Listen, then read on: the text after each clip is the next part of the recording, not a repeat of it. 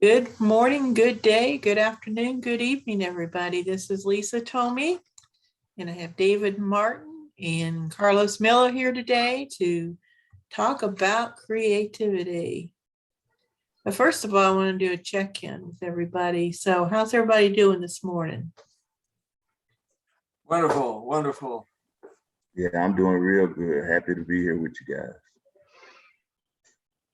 Telling David about the Social Justice Inc.'s book launch last night, how phenomenal that was. Yeah. And yeah, he asked me to write something up for Fine Lines to talk about the experience of putting that together and how that came about. And I will do that. It's definitely a call for creativity going along this theme. So what did you think of it, Carlos? I thought it was incredible. I think most of the times when we engage in these projects and uh, take these responsibilities on, we have to yield ourselves to what just happens naturally with creativity. You can't force it. You can't really, you can lay out an outline if you want, but you have to give it the room to be whatever, because you didn't, you know, Social Justice Inc. The book itself, I don't think you even had that in mind when we did the first recording. It just kind of happened. It just became something else, then it became something else, and before you know it, something was created. But I loved it. Get chill bumps thinking about it. I actually was going to do a different kind of anthology, and then we did that very first meeting to talk about, social justice, and it's like a light came on. It's like, this is what you need to be doing. Yeah. And then we did the open mic, and it's like, okay, this is the deal. We're going to definitely do the anthology on this topic. Right. So, yeah. So it's just like the one that I've got out now, the call for submissions for Heart's Desire. It came to me on Sunday. I was just sitting there and my light bulb came on. I've got to do what's your heart's desire. And how we talk about, if you make it your heart's desire, it will be fulfilled. And I'm thinking, what if people wrote to their heart's desire? What would happen to transform their lives? And so that's what that next call is going to be. It's a bonus anthology. I didn't plan on doing another one yet. Yeah. The anthologies are so much fun. You get everybody together. It's like, I never thought to put this seasoning in this recipe, but once you do it and you taste the flavors, and man, it's like you can't get enough of it. You can't get enough of it. So much talent. I think the different themes, the different challenges bring out people's creativity. You start thinking about a certain topic, whatever it is, you start thinking around that particular topic, and it just brings out stuff. Yeah, absolutely. And then especially something as sensitive as social justice, or more often spoken of, social injustice. Sometimes we limit it to our own thinking, whatever our social injustice is anchored in. But it helps when you bring all of us together. You realize that social imbalances and injustices happen in many fashions, and they affect people in so many different ways. But unless you look at it from other people's perspectives, then you'll be limited to your own vision. I noticed when I was going through all of the poetry that people submitted, and I didn't think about, this is how we get, our own little focal point. We don't think about the world and what people in the world face. I take for granted the life that I have. And I see people in third world countries that are dealing with things, and even non-third world countries that are just dealing with different societal issues. It was really eye-opening for me to think about things from, look at through somebody else's eyes, what was going on. And so I'm really grateful for that, because now I feel like I have a better understanding of the world we live in. Yes. When we get world focused, then we get more focused on ways to seek more peace in this world. And that was something that my dad always used to talk about, how important it was to be involved with the world. And that's how we bring about peace. And being he was a soldier, I had a lot of respect for that too. David Martin, you're being awful quiet over there. What are your Yes. thoughts? Well, I really appreciate everything I just heard. And living in Omaha, Nebraska, the home of the birthplace of Malcolm X, and I taught at a downtown urban high school that was maybe just a couple miles from the home that he was raised in. And then the Ku Klux Klan showed up in Omaha, Nebraska, and chased the family out of Omaha. And I was always impressed by his book, and I read it from cover to cover twice, and how he essentially learned to read in prison and then turned into such an outstanding man, and went to Mecca and had to leave this country to discover that Black people and white people in other countries were getting along just fine together. And both races were Islamic that he met, and spoke Arabic, and then came back to the United States. And it took him a while to agree with Martin Luther King. They had two different ways of seeing the world, and I just think it was a tragedy that it was Black people who killed Malcolm X. And it was a tragedy to all of Americans that Malcolm died. And I was just reflecting on all that. And Carlos, you said some really good things. I hope you will share some more of your ideas on social justice with Fine Lines. That'd be wonderful. I'd try it for sure. Absolutely. I love to always look forward to the opportunity of learning from Fine Lines and spending time and contributing with Fine Lines. But this social injustice, it just keeps it. Well, one thing it exposed to me is something that they refer to as a cognitive bias. And one of the cognitive bias that I learned about was anchoring. And it's when your perception is rooted in one idea. So every idea after that, or every consequence after that, says that it's because of that initial idea. And you never get away from that anchored thinking. It's one case scenario, if a Black person gets pulled over and something tragic happens to them, then, or anything, if a Black person gets killed, and all Black people will say, well, they killed them because they were Black. Or if a Black person gets killed and other race groups may be subject to say, well, they must have been doing something wrong. That's why they were killed. And the wrong is associated to them being Black. So that anchored thinking that we often relate to whatever that person is, whether it's short people, whether it's white people, whether it's people from the Middle East, no matter what it is, if your anchored thinking is rooted in one perception, then that's going to affect every other thought after that, and that's not fair to anybody. I grew up, and all I could think about as a child was becoming an athlete. And I had a coach who became a substitute father at a time when my dad was gone. And that anchored my attitude towards the human race, honestly. I was so into sports that in elementary school, I could see that it didn't make any difference what color my teammate was.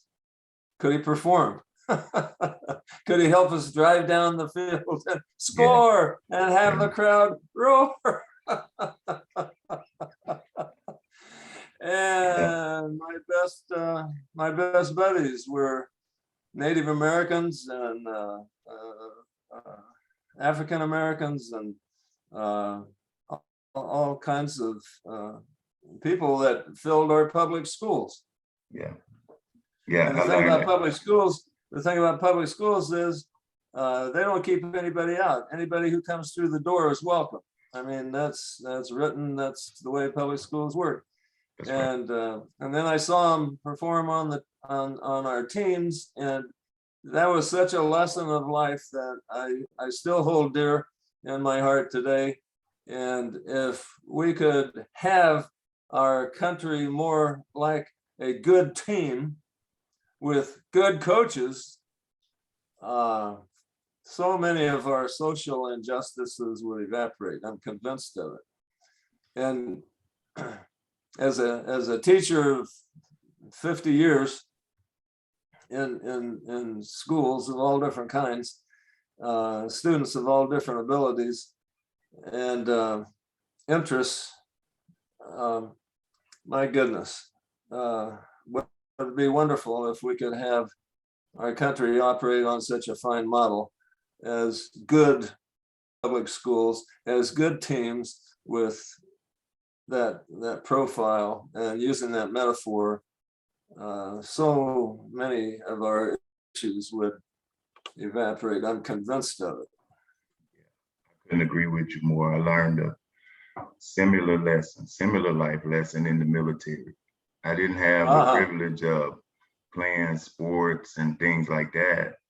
So I didn't learn to build that brotherhood connection or that team connection through that means. But when we went to the military, they explained to all of us that everybody green now. And when you're in the foxhole, you know, you don't care what color they are. You want to know, can they shoot? Are they awake and can they shoot? That's the only thing that matters. And I think that's going to play a part, especially in the emphasis of the camp, because the focus is going to be on creativity. So when you approach creativity, you have to understand you're molding something that's not there, that wasn't there.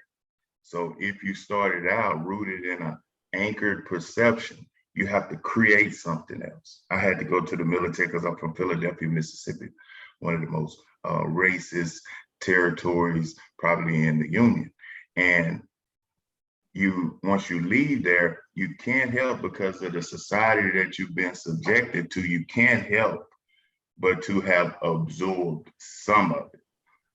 But when you go to another place and you realize that I can't stay alive without this person, that's essentially what you're gonna develop in the military. I need this person to stay alive. I don't care how they look. I don't care how tall they are. I don't care how much of their accent I don't understand. If I say, can you shoot? They say, yeah. Hey, we good. That's as far as but you have to create. And that's what happens in our writing. You're able to create something. You should walk away more than what you were before you put that paper or that keyboard in front of you. There are different ways to define brother and sister. Absolutely. It's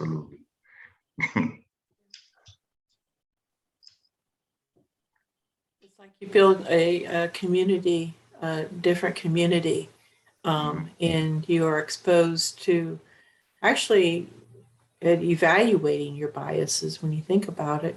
I guess the military would be an example of that. I mean, it's a matter of survival. It's a matter of getting along. And I wasn't in the military, but I was raised in the military because my father was in the military. And that's one of the things I always said about the schools.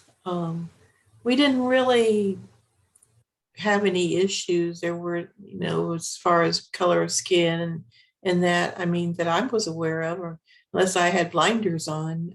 But I've always been that way. I've never really I'm not going to say I'm colorblind because I think that's a silly expression, but I can say that it didn't have people's color, their skin didn't have any bearing on whether I was going to be their friend or not. And my parents encouraged me to, love everybody and to get along with people. And I think some of that's military.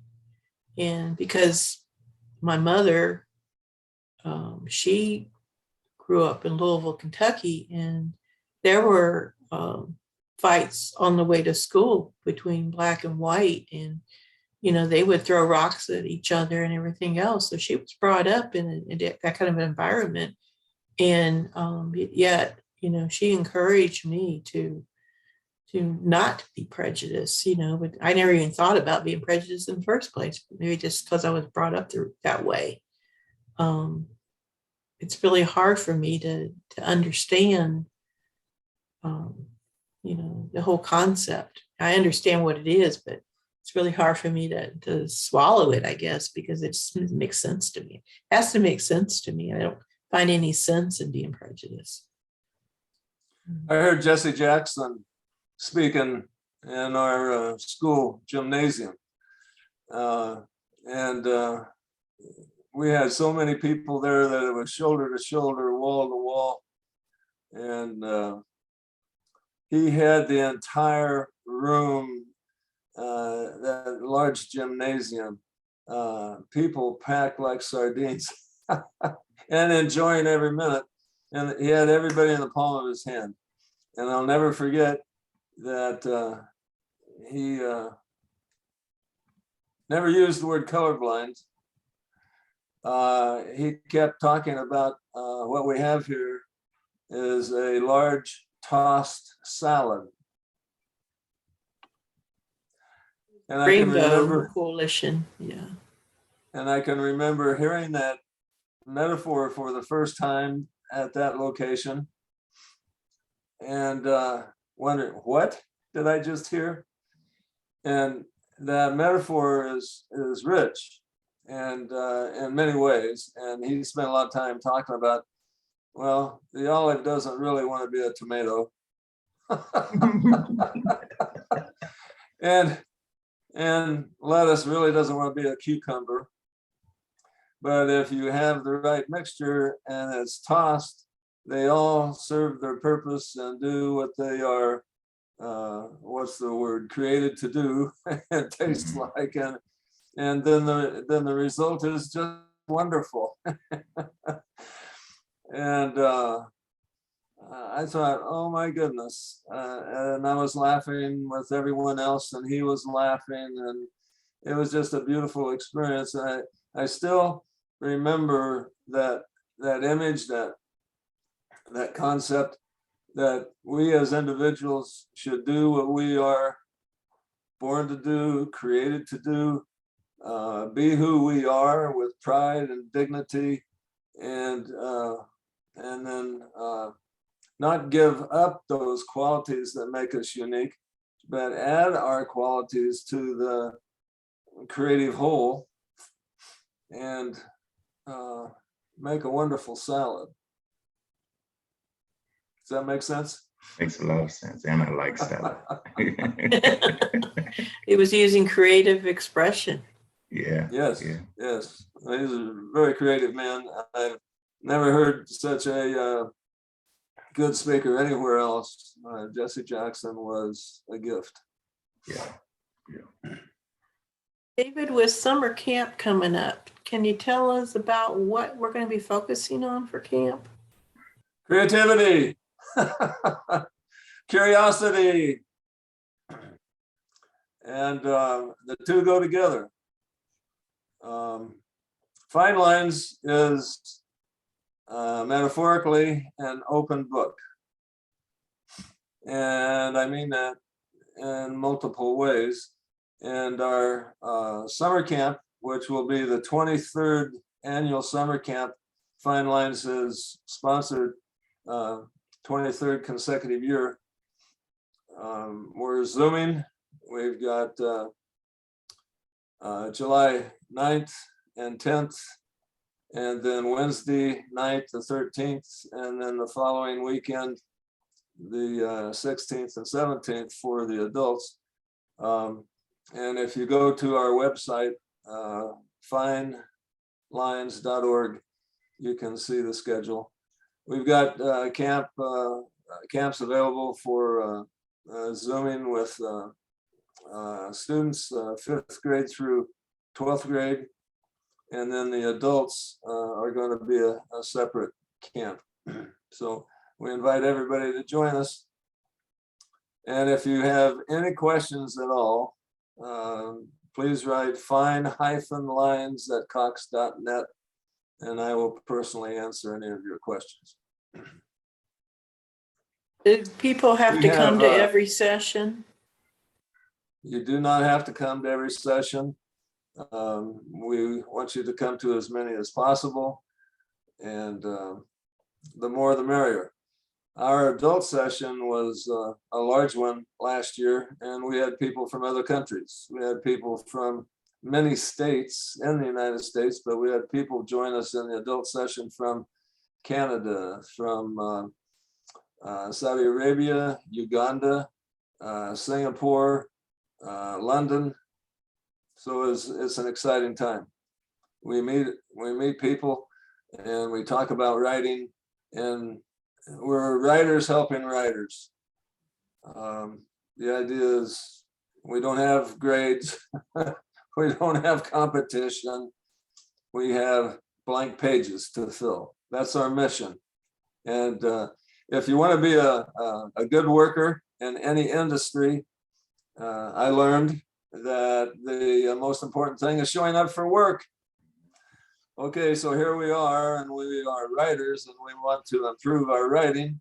And the most important thing is to show up for work, which means open up your spiral notebook if you're writing by hand and face the blank page, or turn on the computer and go to a blank page and show up for work every day.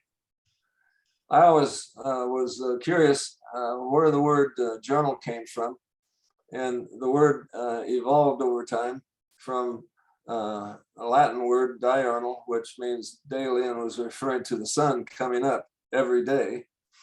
And so then it got into French, and then it got into English, and diurnal became journal. And the idea, a lot of newspapers have been named such and such journal, which meant it came out every day.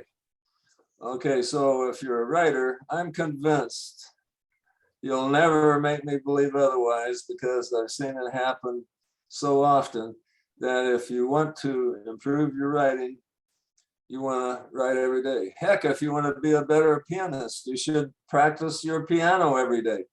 If you want to be a better athlete, whatever the sport, you go to practice every day, or a good coach is going to find you and say, "Where have you been?" That's right. And if you're a poet, oh my goodness, the world is filled with so many topics. Pick one every day and write. Speaking of which, on the Sundays of the summer camp for the adults, I'll be doing poetry. So it'll be Poetry Sunday, and it'll be writing on Saturday with David and whatever else he's got cooked up. And Wednesdays will be David. So just a little FYI on that. We're going to do some fun prompts. Underline fun. F-U-N. Fun. Yes. Yes. Writing is fun. Creating is fun. I've gone back on my own. I'm the kind of guy that likes to read encyclopedias, and I've gone back and looked at the topic of creativity, and I went back to the 60s.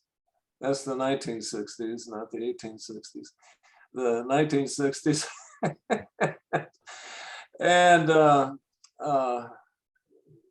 the whole idea of creativity and using the brain to improve our ability to complete tests and then how to apply that to student behavior focuses around the word curiosity.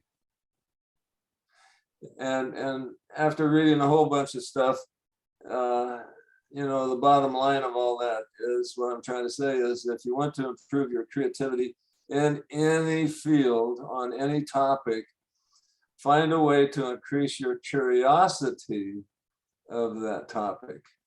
And the more curiosity you bring, the more you're going to learn. And the more you learn, the more you can apply. And then when you get over the fear of the blank page, you're in. And the more blank pages you fill, however you want to fill them, pencil on paper, pen on paper, computer, keyboard. I've had students that have a unique capability that I don't have, that I discovered accidentally, and they write with notes of music. And I was teaching a community college class, and the student was, I was talking, I was asking the class to write down what I was saying, or at least take notes as information I wanted to cover throughout the semester. And this one student's eyes were rolling around the room and off the wall. I could see his hand moving, but he wasn't looking at the page.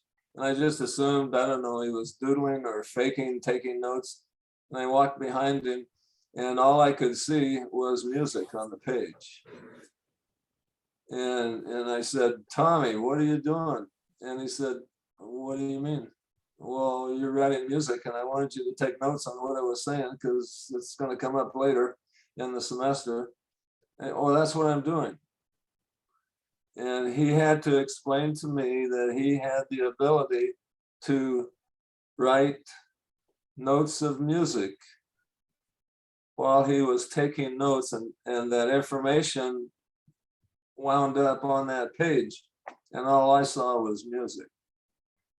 I said, by then I'd stopped the class, and I wasn't angry. I was dumbfounded. I'd never seen this before. And I still didn't know for sure if he was trying to put a fast one over on me or what. And I said, well, can you read back what I just said? And he looked at the music and said every single thing I said for the past 5 minutes. So that opened up my mind a lot. And people have been telling me I've needed help for years.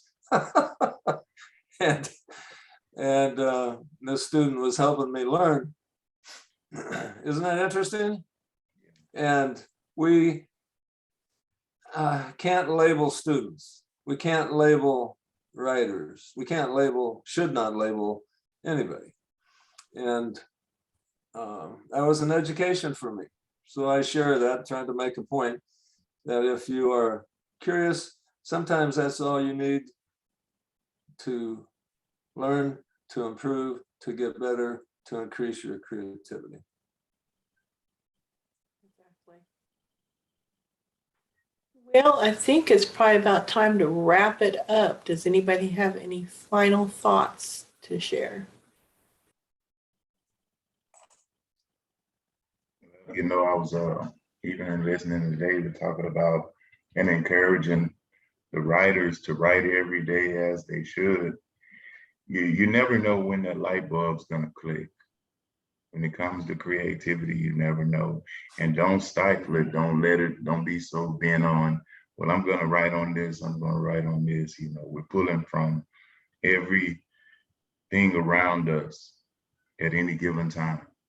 Can become the catalyst that drives our writing.